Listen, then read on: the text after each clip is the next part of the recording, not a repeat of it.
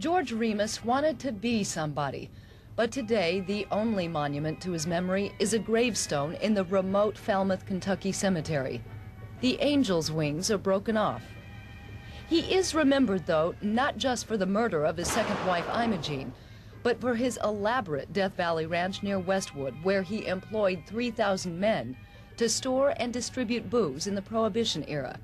He was called King of the Bootleggers. He was kind of a man to himself. He never drank a drop, never smoked. Bootlegger?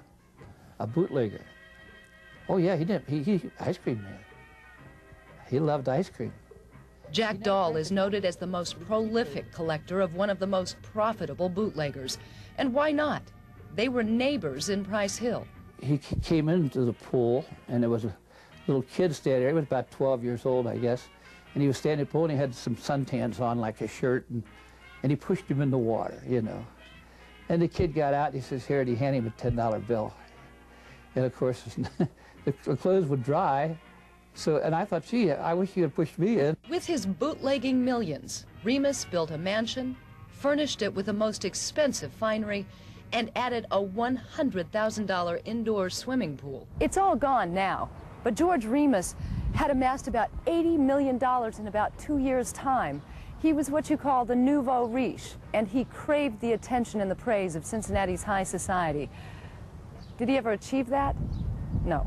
But they nonetheless accepted his invitations and took his party gifts, which were engraved watches for the gentlemen or new Pontiacs for the ladies. But eventually, Remus would come to realize his defeat. There is not enough money in the world to buy up all the public officials who demand a share. And thus, the decline of the King of the Bootleggers began in 1922. He was convicted for violating the Volstead Act and went to prison for it. When he got back, this mansion, the furniture was gone. Everything was gone. She was living up at the Alms Hotel. On his money? Oh, sure. And when he found out, he just went crazy.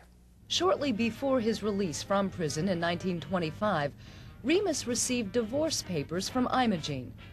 But Remus had a slew of legal and financial problems to deal with for the next 2 years. It wasn't until October 6th, 1927, the day of the divorce proceedings, that he could finally deal with Imogene. She left the Hotel Alms on Victory Parkway for court.